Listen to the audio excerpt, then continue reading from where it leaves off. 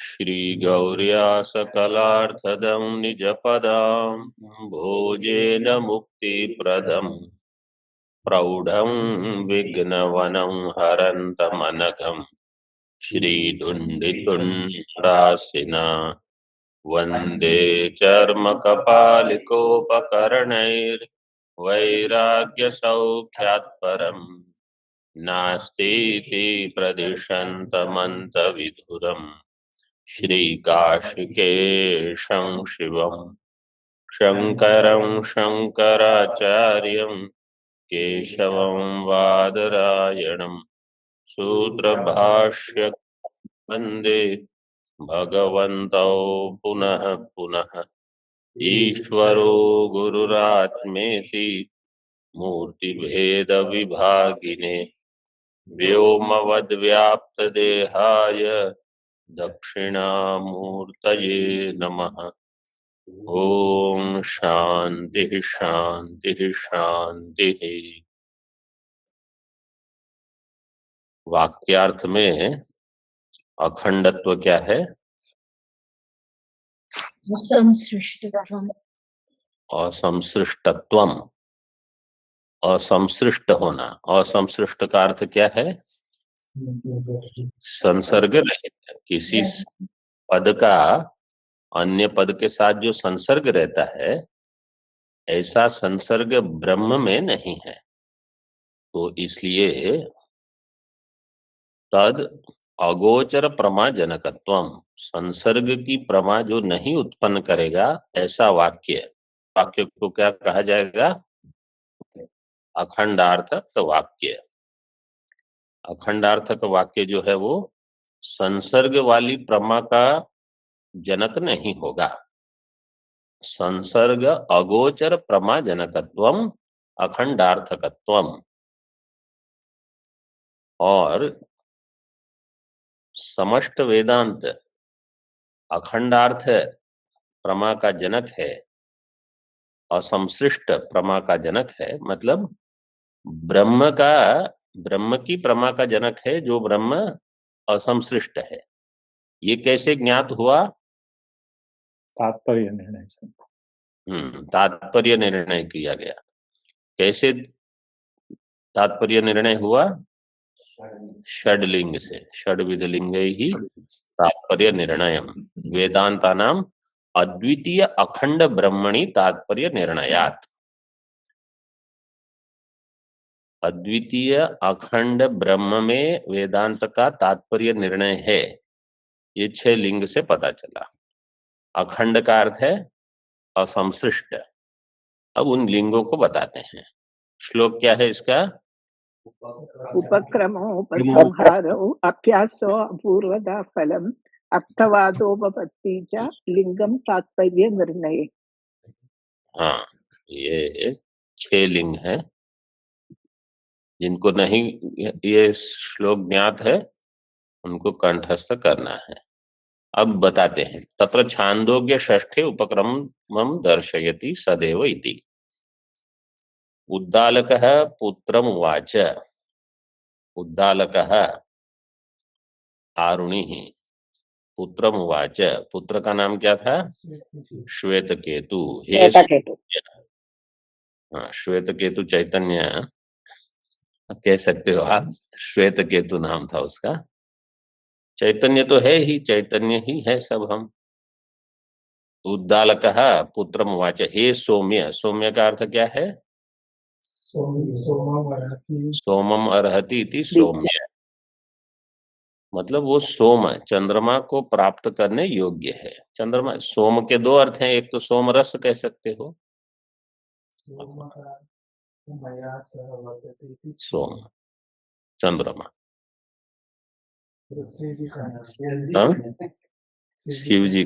शिव जी का भी है नाम सोम। चंद्रमा का उमया सह, तो जहाँ उमा है वहां चंद्रमा भी है, क्योंकि भगवान के पास है दोनों। ये नाम दे दिए सौम्य। इसलिए सोमवार को भगवान का वार मानते हैं। शिव जी के यहाँ भीड़ होती है सोमवार। सौम्य, ठीक है। इदं सर्वं जगत अग्रे उत्पत्तेः प्राक् काले सत अबाधितम ब्रह्मैव आसीत। ये समस्त जगत जो है, क्योंकि वहां उपनिषद में वाक्य क्या है, सदैव सौम्य, इदमग्र आसीत् हाँ सदैव सौम्य इदमग्र एकमेवाद्वितीयम्। द्वितीयम्। इदम जगत अग्रे, टीका में दिया है, इदम सर्वम जगत अग्रे उत्पत्ते है प्राक, उत्पत्ति के पहले यह जगत क्या था, सत ही था।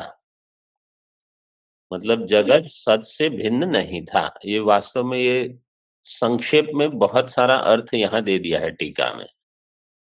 सत था, सत क्या है, अबाधितम ब्रह्म एव आसीत। एव कारेण जगतः पृथक सत्ता निषिध्यते। उत्पत्ति के पहले, सृष्टि के पहले, यहां दिया है उत्पत्ति है प्राक, वहां भाष्य में दिया है सृष्टि है प्राक। सृष्टि के पहले ब्रह्म था कि जगत था, ब्रह्म और जगत का क्या था, जगत ब्रह्म ही था, मतलब ब्रह्म रूप ही था। एव कारेण जगतः पृथक सत्ता निषिध्यते, जगत की पृथक सत्ता नहीं थी, ब्रह्म ही था ऐसे। तो जगत के नाम रूप का प्राग भाव था, ऐसे आप कह सकते हो। नाम रूपात्मक जगत नहीं था। सतः सजातीय विजातीय स्वगत भेद निरासार्थम एकमेवाद्वितीयम इति पदत्रयम। एकमेवाद्वितीयम दिया, एकमेवाद्वितीयम क्या कर रहा है, सजातीय विजातीय और स्वगत भेद का निराश करते हैं। कहाँ, ब्रह्म में। यहाँ क्या लिखा है, सतः, सतः सजातीय विजातीय निराशार्थम दिया। अच्छा, आपके इसमें सतः पाठ, सतः तो क्या लिखा है, केवल सजातीय, हाँ, सतः सजातीय विजातीय स्वगत भेद निराशार्थम एकमेवाद्वितीयम इति, मान के लेना है पदत्रयम। ये पंचदशी में बताया है। क्या है श्लोक, तीन भेद का निराश करने की। स्वगतो वेद तत्र पुष्पादिभिः वृक्षांतरात् सजातीय विजातीयो शिलादितः शिलादितः विजातीय शिलादितः। वृक्ष में ही तीनों भेद होते हैं, सजातीय विजातीय। सजातीय अन्य जो वृक्ष है उससे सजातीय, पाषाण आदि से विजातीय, और वृक्ष में शाखा पत्र पुष्प फल ये स्वगत भेद होते हैं। ब्रह्म में ये कोई भेद नहीं है। इति पदत्रयम एवं अद्वितीयम ब्रह्म उपक्रम्य। अब ये सदैव सौम्य इदमग्र आसीत, ये ब्रह्म जो बताया होगा वो कैसा होगा, सगुण होगा कि निर्गुण होगा, निर्गुण। गुण निर्गुण क्यों होगा, एक भेद नहीं क्या कोई भेद नहीं, ठीक है। हाँ, क्या नहीं, वो जगत नहीं है, वो तो ठीक है। कोई कहेगा कि वहां माया है कि नहीं, तो वो सगुण हो गया कि निर्गुण हुआ, नहीं तो माया नहीं है तो कब आएगी। मतलब जगत तो नहीं है, वो तो स्पष्ट है। तो बाकी अभी प्रश्न कहाँ होना चाहिए, विचार का बिंदु क्या होगा कि माया का उस समय क्या स्थान है नहीं है, ब्रह्म से एक है। समझो इसको सगुण लेंगे तो पहले तो एकमा मेवा द्वितीयम ये पद नहीं घटेंगे। दूसरा, इस प्रकरण को क्यों बता रहे हैं, ये बताने के लिए कि उपक्रमादि 6 लिंगों के द्वारा कैसे ब्रह्म का प्रतिपादन हो रहा है? अखंड अद्वितीय ब्रह्म का प्रतिपादन करना।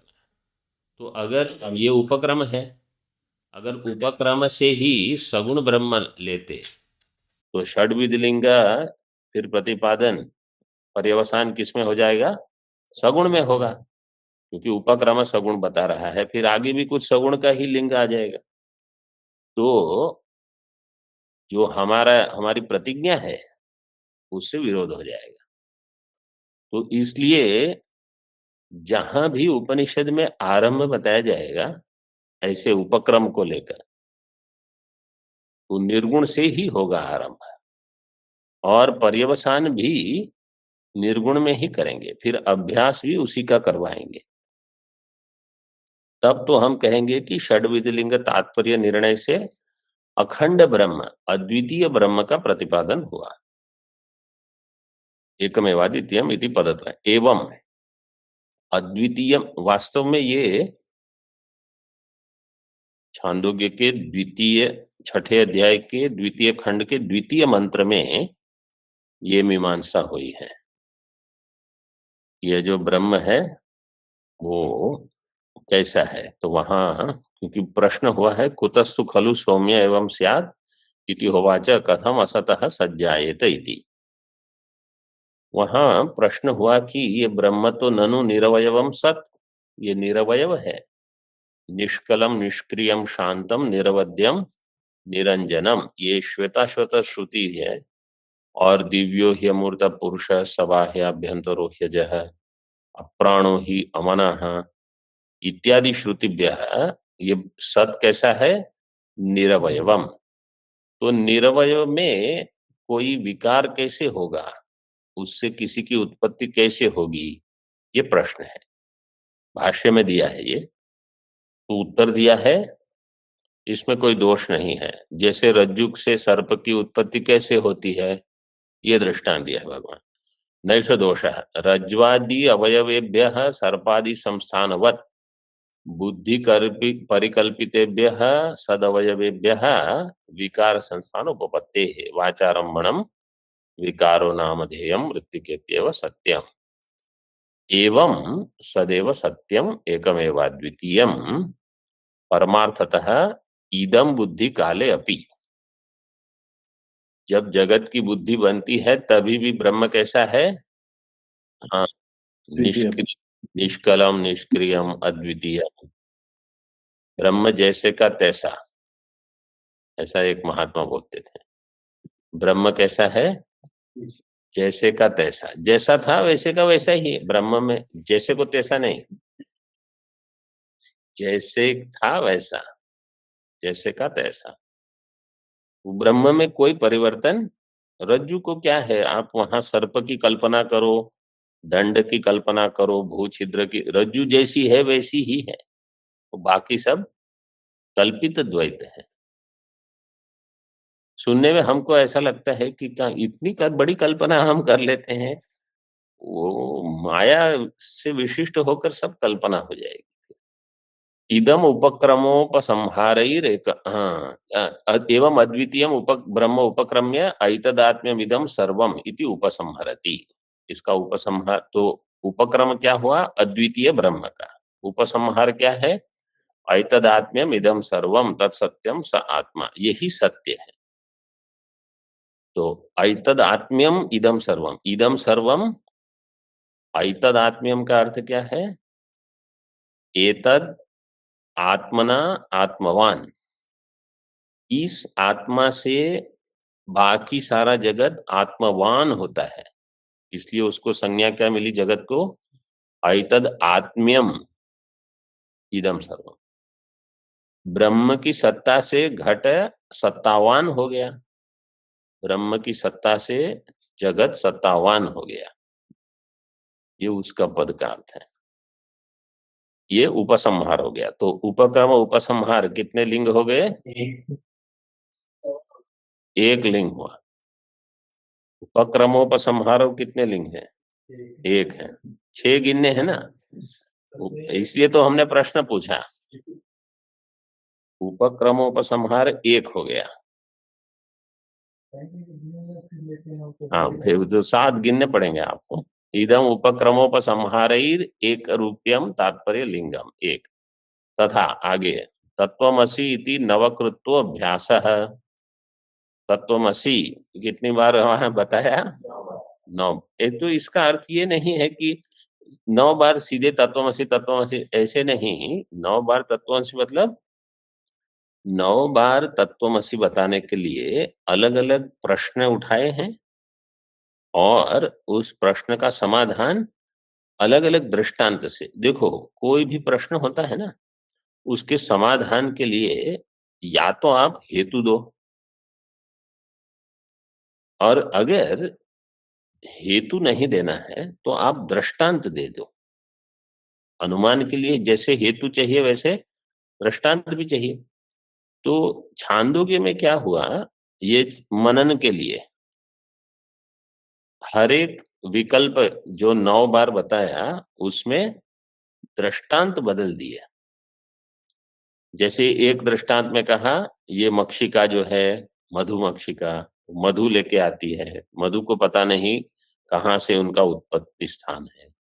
ये नदियां हैं, वो कहाँ लीन होती हैं, फिर उनमें भेद नहीं रहता। फिर वृक्ष, पहले एक वृक्ष का दृष्टांत दिया कि वृक्ष को जब काटते हैं तो वहां वृक्षो म्रियते न जीव म्रियते, वहां जैसे जीव है इसी प्रकार शरीर का पतन होता है, जीव की मृत्यु नहीं होती। ऐसे दृष्टांत अलग अलग देकर, और फिर वटवृक्ष, उसके धान, उसमें जैसे इतनी सूक्ष्म वस्तु से उत्पत्ति होती है, इतने महान वृक्ष की, इसी प्रकार उस सत जिसका भान नहीं हो रहा है अभी, उसी से सारी सृष्टि की उत्पत्ति होती है। तो इस प्रकार से, और फिर गंधार का दृष्टांत दिया, वो तप्त परशु का दृष्टांत है, और जो हाँ, लवण का दृष्टांत है, और वो जो मृत्यु काल में पुरुष प्रयाण समय उसका क्या, वांग मनसी संपद्यते, मन प्राणे, प्राण तेजसी, तेज परस्याम देवतायाम। इस प्रकार से अलग अलग दृष्टांत को लेकर अलग अलग प्रकार से तत्वमसि का उपदेश हुआ है। नववार का अर्थ ये नहीं है कि केवल ऐसे ही बता दिया, दृष्टांत का भेद करके प्रतिज्ञा अलग अलग हो गई सबकी। नवकृत्व में कृत्व प्रत्यय क्या है, इस सूत्र से आएगा कृत्वसुच। कृत्वसुच प्रत्यय संख्याया क्रियाभ्या वृत्तिगणने कृत्वसुच, ये सूत्र है। संख्याया क्रियाभ्या वृत्तिगणने कृत्वसुच नवकृत्वोऽभ्यास, इसको कहा जाएगा अभ्यास। 9 बार बताया गया। 9 बार बताने की आवश्यकता क्यों हुई? बाकी अन्य उपनिषदों में तो एक ही बार बताया है।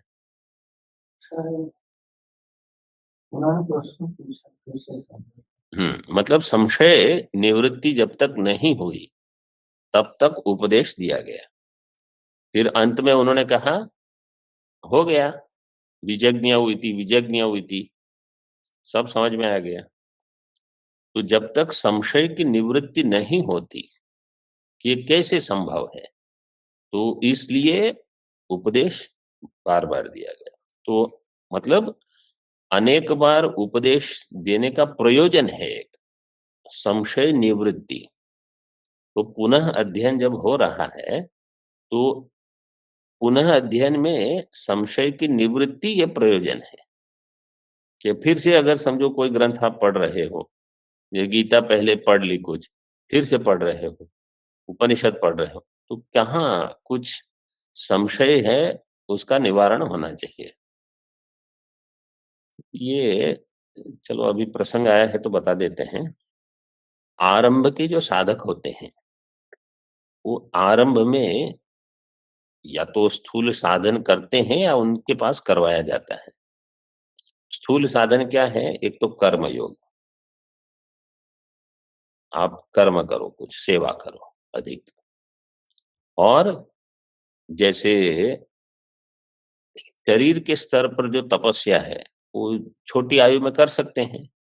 20, 22, 24 साल का जो होगा, शरीर स्वस्थ है बिल्कुल, भोजन भी कर सकते हैं, तो ठंड गर्म सब सहन कर सकते हैं। उनकी साधना भी ऐसी अधिक होती है।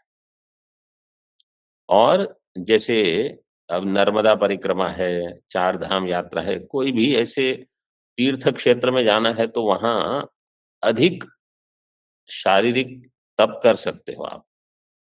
उसी काल में एक और साधन बताया जाता है कि आप सब कंठस्थ करो। क्यों? क्योंकि उस समय मेधा जो होती है कंठस्थ करने के लिए अच्छी होती है, क्योंकि जो भी ग्रहण श्रवण करते हैं तुरंत ग्रहण हो जाता है। तो कहा जाता है सूत्र कंठस्थ करो, ये जितने लक्षण वाक्य है, इसका लक्षण, पृथ्वी का लक्षण क्या है, सादृश्य का लक्षण, जो जो लक्षण है सब कंठस्थ करते रहो। गीता के श्लोक उसको कंठस्थ कर लो, ये श्लोक प्रकरण ग्रंथ के कंठ। विचार का सामर्थ्य अभी नहीं भी हो, कंठस्थ करने का सामर्थ्य है, तो उस आयु में शारीरिक तप और ये कंठस्थ करना ये बढ़ाते हैं।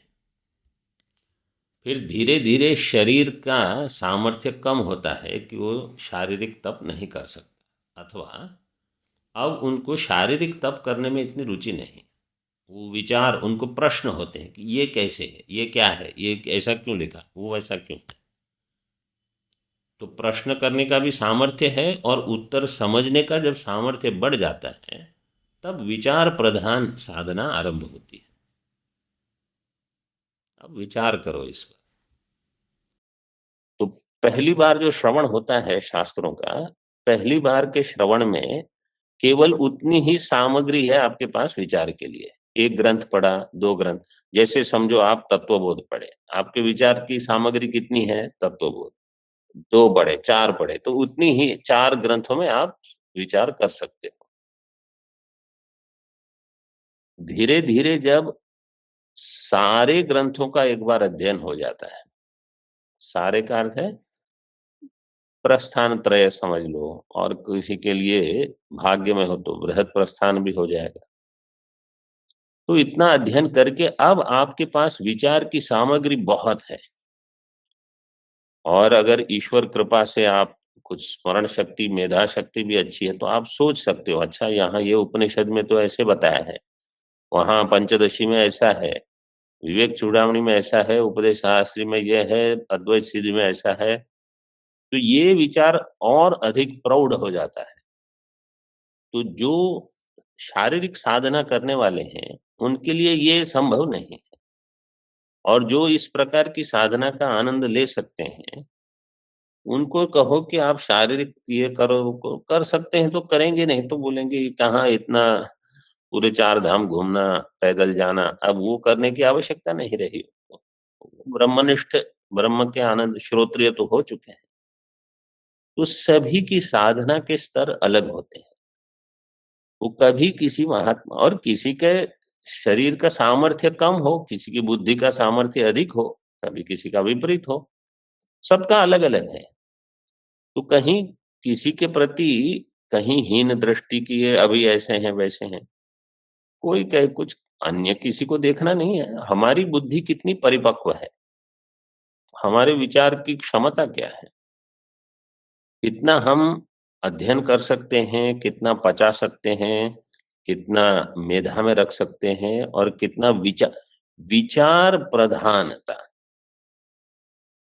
ये अंत में यही क्योंकि ब्रह्म जिज्ञासा का अर्थ ही कर दिया विचार। जिज्ञासा का अर्थ ही विचार है। तो अंत में आपको वहां तक अपने आप को ले जाना है कि विचार आप, अच्छा विचार में भी क्या है, समझो जो कोई देता है कि ये ग्रंथ है, इसमें भाष्य है, टीका है, आप इसको इस पढ़ के विचार करो, वो सरल है। किसी ने केवल आपको कुछ मंत्र दे दिए, श्लोक दे दिए, बोले करो विचार। अब उस पर विचार करने के लिए वहां कोई सामग्री उपलब्ध नहीं है, आपको सामग्री अन्य जगह से लानी होगी। तो उसमें आपका अधिक परिश्रम है। परिश्रम है इसका अर्थ है आपको बुद्धि और चलानी होगी, सतर्क रहना होगा। तो अधिकारी का वहां कितना भेद हो गया देखिए। तो ऐसा नहीं है कि अब कोई 50 वर्ष का हो गया, भोजन में समस्या है, चलने में समस्या है और उनको कहा जाएगा जाओ अभी नर्मदा प्रदक्षिणा करते रहो, वो वापस ही नहीं आएंगे। एक बार गए तो, क्योंकि उनका सामर्थ्य नहीं रहा। और जो ये कर सकते हैं समझो, उनको अगर कहा जाएगा कि आप बैठ के 2-3 घंटे विचार करो अथवा कोई ग्रंथ लो और उस पर चिंतन करो और करवाओ अन्य के पास, वो उनका वो सामर्थ्य नहीं होगा। वो कहेंगे ये हमसे नहीं होगा। और 2-3 व्यक्ति अगर सामने बैठे हैं, उनके साथ 5-6 साल तक एक साथ संबंध हो, गुरु शिष्य, लंबे समय तक ये अध्ययन चलता रहे, वो तो कोई कहेगा 5 दिन में इनसे झगड़ा हो गया, 10 दिन में उनसे झगड़ा हो गया, बाद में कौन रहा? बोले एकमेव अद्वितीय, हम ही रहे, बाकी सारे विद्यार्थी छोड़ के चले। ऐसे भी ना होना चाहिए। जो ये सब कर सकते हैं ना, वो कठिन है, ये सरल नहीं है कि किसी एक शिष्य को रखना और उनके राग द्वेष, उनके जो विकार है सबको सहन करके पढ़ाते रहना, क्योंकि एक से एक वहां भी विभूतियां आती हैं फिर। ठीक है, चलिए। नवकृत्व अभ्यास आगे। अपूर्वता। रूपादिहीना द्वितीय ब्रह्मणो मानांतरा योग्यत्वात् अपूर्वत्व उत्तम। ब्रह्म कैसा है? रूपादिहीन, रूप रस गंध इत्यादि कुछ नहीं है, रूपादिहीन अद्वितीय ब्रह्म, इसलिए इसमें मानांतर अयोग्यत्व है। प्रत्यक्षादि प्रमाण का विषय नहीं होने से ये ब्रह्म का प्रतिपादन केवल वेदांत करेगा, इसलिए वेदांत में क्या आ जाएगा? अपूर्वत्वम। अच्छा, अभ्यास का अर्थ एक और समझ लीजिए। अभ्यास का अर्थ ये नहीं है कि वही का वही वाक्य 9 बार या 15 बार या जितने भी बार या 3 बार, ये आवश्यक नहीं है। वो तो छांदोग्य को इसलिए यहाँ दृष्टांत लेते हैं क्योंकि वहां सरल है, तत्वमसी ही आपको मिल गया। ऐसा किसी अन्य उपनिषद में तो मिलेगा नहीं कि एक ही एक वाक्य 5 बार 7 बार है। तो इसका अर्थ क्या है? अन्य ग्रंथों में अभ्यास नहीं है, ऐसा तो कह नहीं सकते। तो ये भी आपको ढूंढना पड़ेगा कि अच्छा अभ्यास मतलब यहाँ इस वाक्य से बताया, अन्य किसी स्थान में अन्य प्रकार से बताया, इसी को अभ्यास कहते हैं। ऐसे नहीं कि वही का वही वाक्य ढूंढना है हमको, तो ऐसा तो कहीं नहीं मिलेगा। ये जो षड्विध लिंग का विचार है ना, इसमें भी बहुत महत्व है। छांदोग्य का 6ठे अध्याय का दृष्टांत इसलिए देते हैं कि उसमें ये सरलता से मिल जाते हैं। अपूर्वत्व ये तो सभी में समान रहेगा, क्योंकि सारे उपनिषदों में प्रतिपादन है रूपादिहीन अद्वितीय ब्रह्म का, जो मानांतर योग्य नहीं है। इसलिए सारे उपनिषद अपूर्व ब्रह्म, अपूर्व है ब्रह्म के प्रतिपादन में। अपूर्वत्व सभी में आ जाएगा। आगे। अत्र भाव किल सत सौम्य न निभालयसे इति। इसे देखो, जो अपूर्वता लिंग है उसमें किसी उद्धरण को नहीं दिया। पहले उपक्रम उपसंहार में उद्धरण दिए हैं, फिर अभ्यास में तत्वमसि उद्धरण दिया, तृतीय में कुछ नहीं दिया। अब चतुर्थ में अत्र भाव किल सत सौम्य न निभालयसे। सौम्य लिखा है कि सौम्य है? एक, हाँ, एक मात्रा चाहिए।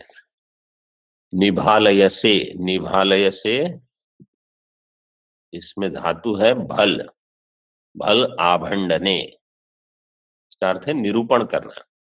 भल आभंडने, नि उपसर्ग है, निरूपण करना चुरादिगण की धातु है।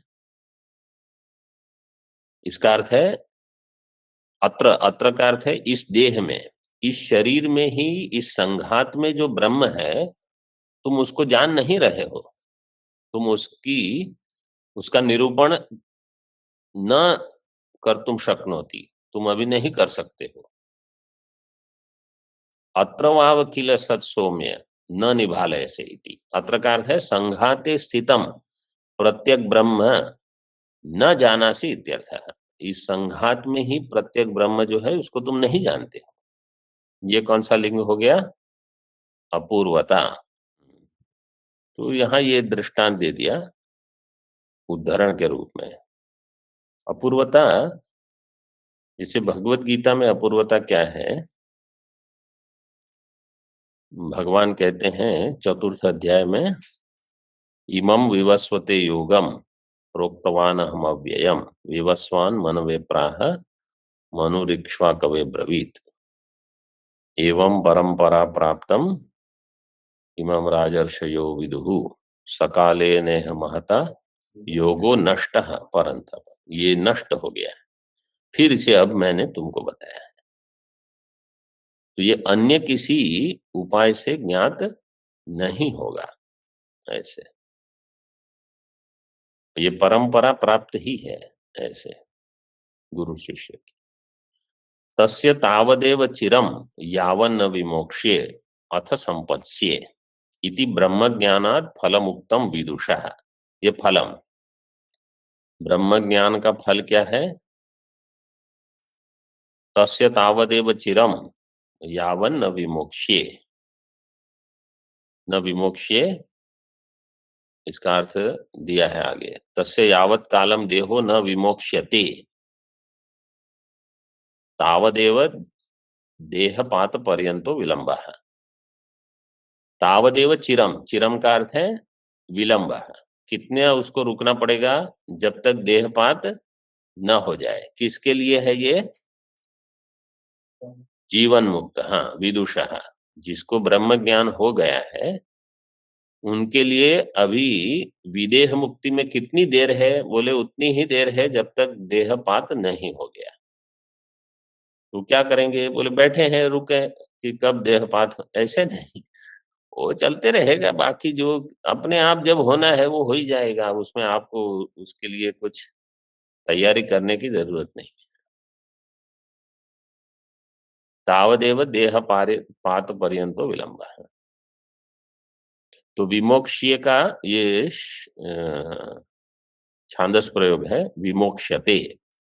और अथ संपत्स्ये, संपत्स्ये का अर्थ अथ देहपातानंतरम विद्वान ब्रह्म संपत्स्यते। संपत्स्ये ये भी छांदस है, संपत्स्यते विदेह कैवल्यम अनुभवति इत्यर्थः। तो यह विद्वान पहले जीवन मुक्त था, अब विदेह कैवल्य को प्राप्त करेगा जब देह का पात हो जाएगा। मतलब वो अनुभव करते करते जा रहा है। ऐसे विदेह ये केवल जानाति, अनुभवति का अर्थ, अनुभव शब्द का अर्थ क्या कर सकते हैं? जैसे अहम घटम अनुभवामि, तो इसका अर्थ क्या है? जाना नहीं। तो विदेह कैवल्य को इस रूप से जानता है कि विदेह कैवल्य क्या होगा? ऐसे होगा कि मैं ब्रह्म रूप हो जाऊंगा बिना इस शरीर की उपाधि के। अभी यह शरीर की उपाधि है और मैं ब्रह्म रूप नहीं, कुछ नहीं। ये तो केवल वाक्य प्रयोग करना पड़ेगा ना, तो फिर अनुमिनोमी कुछ कह देगा, अनुमिनोती, कि वो अनुमान करेगा कि मेरा ये हो जाएगा ऐसा, क्योंकि शास्त्र में कहा। ये हो गया फलम। आगे अनेन जीवेन आत्मना अनुप्रविश्य इत्यादि अद्वितीय ज्ञानार्थ अर्थवाद है। अनेन जीवेन आत्मना अनुप्रविश्य नाम रूपे, जीव रूप से प्रवेश हुआ ब्रह्म, सत। सत ब्रह्म ने प्रवेश कैसे किया? चिदाभास, जीव रूप से, इसका अर्थ है चिदाभास रूप से। तो प्रवेश क्या है?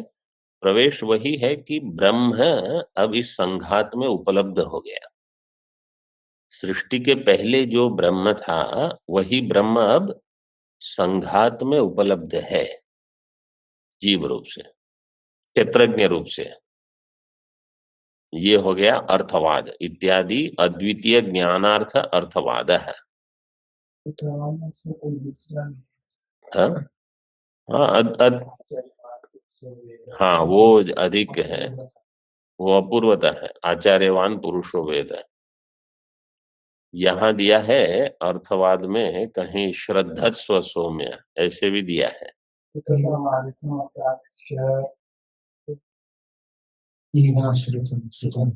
लेकिन वो किस में है? हाँ, वेदांत सार किसी के पास देखा हो तो उसमें क्या लिंग है? वेदांत सार के उद्धरण आचार्यवान पुरुषो वेद वो किसके लिए है? फलम फलम के लिए। फलम अपूर्वता। आचार्यवान नहीं, फलम तो ये होना चाहिए, तस्य तावदेव चिरम। तस्य तावदेव चिरम। आचार्यवान पुरुषो वेद क्या है? अपूर्वत्व सौम्य। अपूर्वता। और अर्थवाद में क्या दिया है? उत्तमादेशो अश्रुतम श्रुतम अमतम मतम अविज्ञातम विज्ञातम। प्रथम आदेशो अपराक्ष। सो अश्रुतम श्रुतम भवति अमतम, वो अर्थवाद है। अर्थवाद का अर्थ वहां कैसे लेंगे? मतलब एक से अधिक भी कोई अलग अलग आचार्यों ने अलग प्रकार से किया है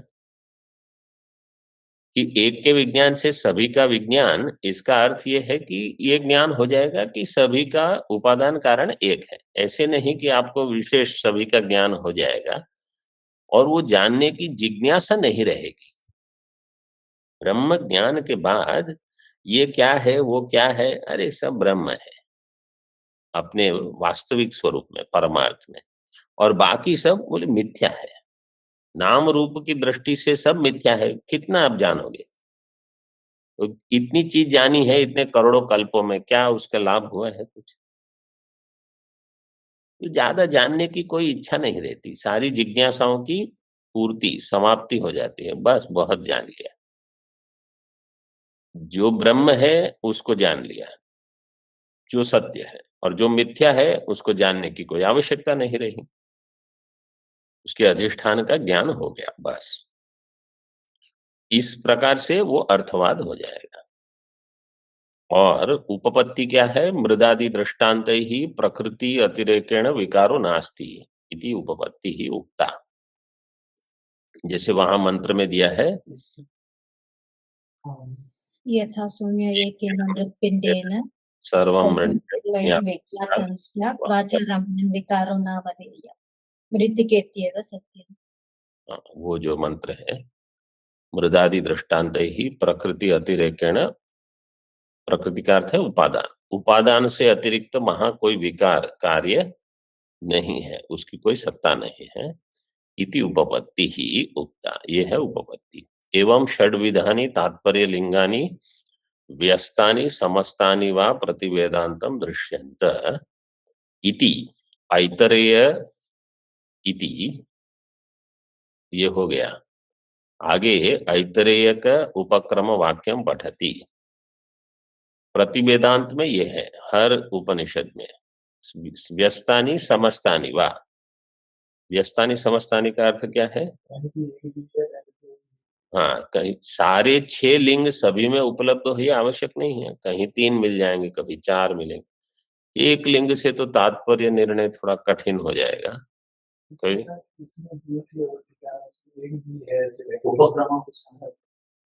उतने से हो सकता है, लेकिन हो सकते हैं ज्यादा। जैसे हमारे पास तो आया था वो सभी उपनिषदों का तात्पर्य निर्णय किया गया है, वो है इसी में है कहीं, कठोर ईश सभी का। ईश में जैसे उपक्रम है ईशावास्यम इदम सर्वम, उपसंहार है सपर्यगात शुक्लम कायम अवर्णम, ऐसे करके, और फिर तद्ये जति तन्ने जति, ऐसे अलग वो अर्थवाद है, सब दे दिए हैं वहां। इसी प्रकार सभी उपनिषद में कहीं सारे लिंग मिलेंगे, कहीं कम मिलेंगे। प्रतिवेदांतम दृश्यन्ते। अब ऐतरेय का बताते हैं। आत्मा वा इदमेक एवाग्र आसीत नान्यत किंचन मिषत। तो इसमें भी देखिए, एक एव न अन्यत, 3 शब्द दे दिए। एक एव और न अन्यत, तो ये सजातीय विजातीय स्वगत भेद की निवृत्ति के लिए है तीनों। बृहदारण्य के मधुकांड उपसंहार वाक्यम सदात्मनो निर्विशेषत्व अर्थमाह। बृहदारण्यक में मधुकांड के अंत में दिया है, तदेतत् ब्रह्म अपूर्वम अनपरम अनंतरम अबाह्यम, ये बृहदारण्यक में दिया है। तदेतत् ब्रह्म अपूर्वम अनंतरम अपरम अनंतरम अबाह्य, अपूर्वम अनपरम अनंतरम अबाह्यम, अयम आत्मा ब्रह्म सर्वानुभू। ऐसे टीका में देख लीजिए, मायाभीर बहुरूपम तद ब्रह्म एतद अपरोक्षम, एतद का अर्थ है जो अपरोक्ष है। अब ये देखिए, अपूर्वम का अर्थ है कारण शून्यम, अनपरम कार्य रहितम, ये तो स्पष्ट है। जिसमें पूर्वम न विद्यते यस्य तद अपूर्वम, तो पूर्व में क्या होता है? कारण, तो जो अपूर्व का अर्थ है कारण शून्य। और अनपरम, अपरम न विद्यते यस्य तद अनपरम, जिसका अपर, इसके पश्चात कुछ नहीं है, तो कार्य नहीं है, तो कार्य रहित है, तो कार्य कारण रहित है। अनंतरम, अनंतरम के लिए दिया जात्यंतरम अस्य नास्ति इति अनंतरम, एक रसम इत्यर्थः। कोई अन्य जाति, मतलब वहां कोई सजातीय अथवा विजातीय वस्तु नहीं है, इसलिए जात्यंतरम अस्य नास्ति। इसलिए आगे अबाह्यम दे दिया, अद्वितीयम, वो तो कैसे भी आपको घटाना है, आवश्यक नहीं है। जैसे एक, ये वहां यही अर्थ दिए है ना, स्वामी जी के साथ इस पर चर्चा चल रही थी, तो भाष्य में और अन्य कहीं टीका में भी सभी जगह यही अर्थ दिए हैं, अनंतरम अबाह्य, अबाह्यम के लिया अद्वितीय। और नहीं तो इसका अर्थ है ऐसे जाति व्यक्ति जो भेद करते हैं, ब्रह्म में वो नहीं है। जात्यंतरम, जात्यंतरम का अर्थ सीधे तो यही है कि अन्य जाति जहां नहीं हो। हाँ, एक हो तो जाति नहीं। इति अनंतरम एक रसम, और अबाह्यम अद्वितीयम, ऐसे अर्थ किया है। और अपरोक्षत्वम कैसे बताया? अयम करके, तस्य अपरोक्षत्वम उपपादयति अयम, इसको कल देखेंगे। ओम पूर्णमदः पूर्णमिदं पूर्णात् पूर्णमुदच्यते पूर्णस्य पूर्णमादाय पूर्णमेवावशिष्यते। ओम शांति शांति शांति। शंकरं शंकराचार्यं केशवं बादरायणं सूत्रभाष्यकृतौ वन्दे भगवन्तौ पुनः पुनः। ईश्वरो गुरुरात्मेति मूर्तिभेदविभागिने व्योमवद्व्याप्तदेहाय दक्षिणामूर्तये नमः। ओम शांति शांति शांति।